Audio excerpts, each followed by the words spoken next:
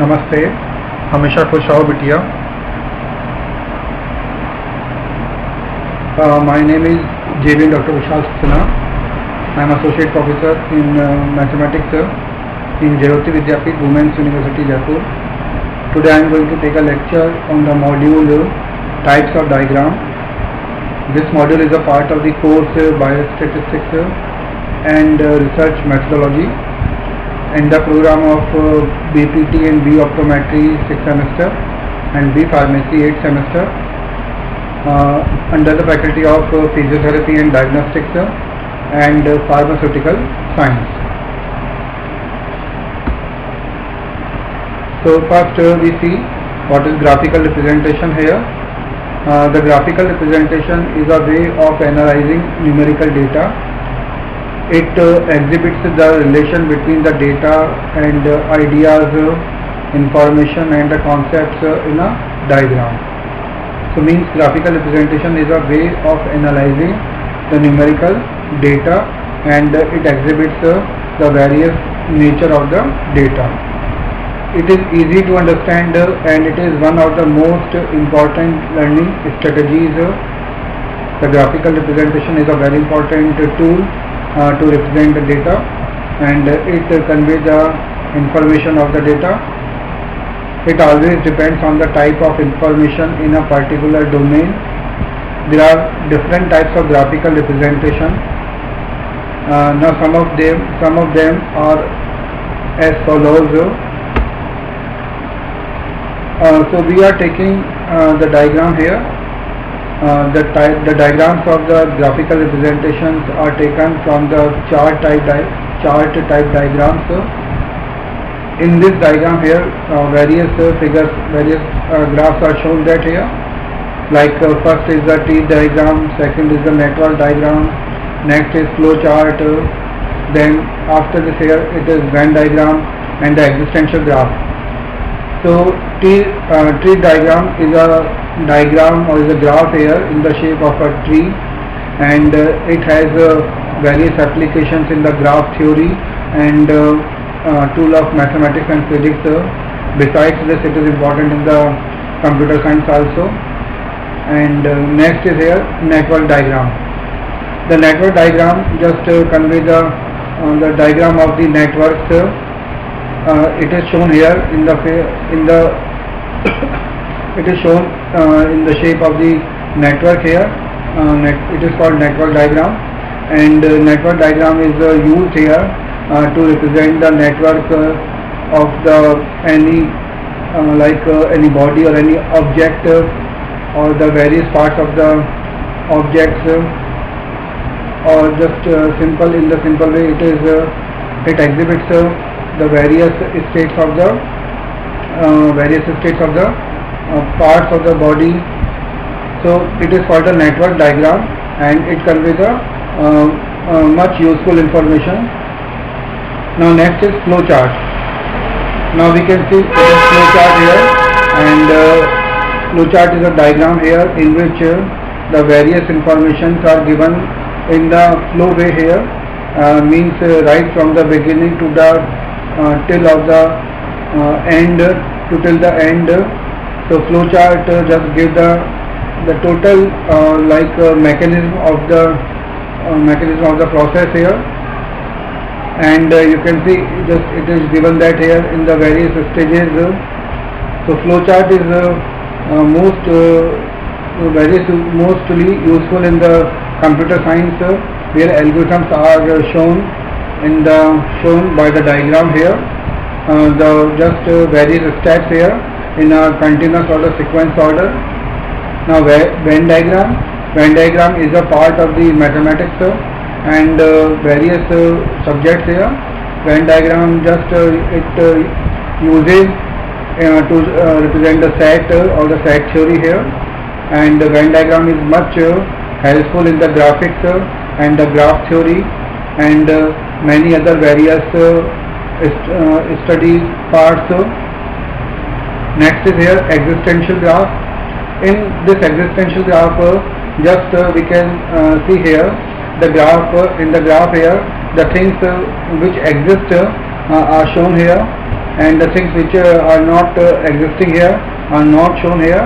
So just various kinds of existential graph can be made here, but mainly here in this diagram here, the things which exist can be shown in the graph or by the graph here.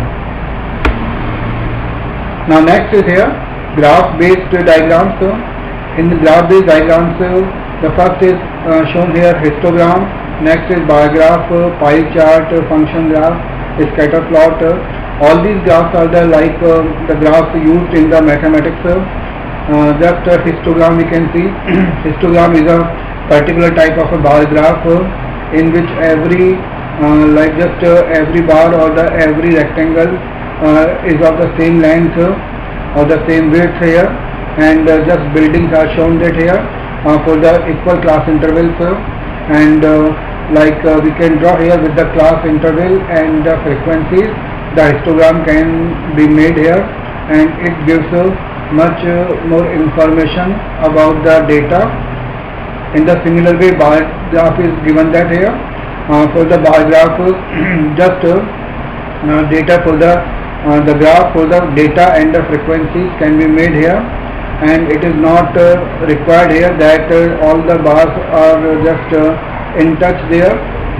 So it's a general graph here, bar graph, but it is in the shape of bars. Now pie chart here.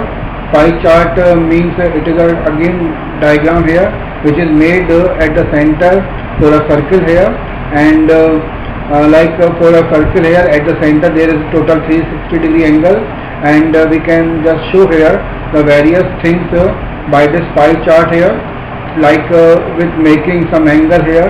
Suppose here if something just takes here 100-degree angle, then we can shade the portion at the center here at 100-degree angle, and this shows here the commodity or the various thing here in the diagram here. Next, suppose here given that here for the 150-degree angle, so we can again make with the 150-degree angle, so and we will shade it here. So in this pie chart, just it is made on a circle here, and with the help of the angles. So this is called a pie chart. Next is here function graph. Function graph is a mathematical tool here in which a function can be made here for the x and y axis. Various functions can be made here, trigonometric functions, logarithmic functions, algebraic functions, or the various other functions can be made, and it gives much more information. Next is here scatter plot. Scattering plot is mainly used to just a rough sketch of the data, and it is used in the correlation part and the regression topics of mathematics. And in scatter diagram, just the data are just plotted here, and we can observe here the density of data, and some information can be obtained by this here scatter diagram or scatter graph here. Next is here schematic and the types of the diagrams. So some figures are given that here for the schematics, and the diagrams are shown here, like the time distance diagram, exploded view, population density map, and the three-dimensional diagram. So these are the various diagrams for the schematic types of the diagram. First we can see here the time distance diagram. So it can be made for the time and distance axis here, and the information about the time and means how the distance or the time varies with each other can be obtained, can be seen here. Next is here exploded view. Exploded view is a diagram here in which the various parts of the object can be shown here, and these are just these are shown here, and this can be just view here these parts in a very specific way. All the parts are shown here of the object Like suppose here if we have a machine engine here, then various parts are given that and it can be shown here. Then such diagram is called the exploded view. In the similar way, population density map is shown here, which shows the population density like for a city, like for a world, or like for a particular nation. The population density map just given here, and by this here the various benefits can be obtained here, like the density of population can be seen here in the different regions of a city or a region here, where the population is more dense or where the population is less dense. In the similar way, the next figure is shown that here for the three-dimensional system, as we all know that here the object can be the objects are three-dimensional. So if we have to see a perfect view of the object, then we are required to see it's a three-dimensional diagram.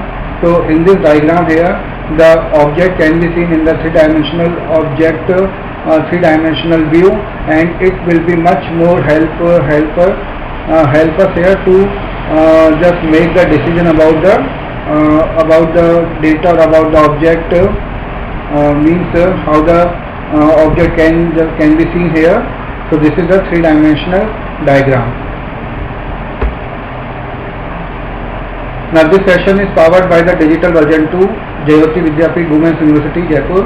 I hope all you are satisfied with my digital session, and if you have any query, please mention in the comment box. I will resolve it. Just with this here, I conclude my today's lecture. Thank you.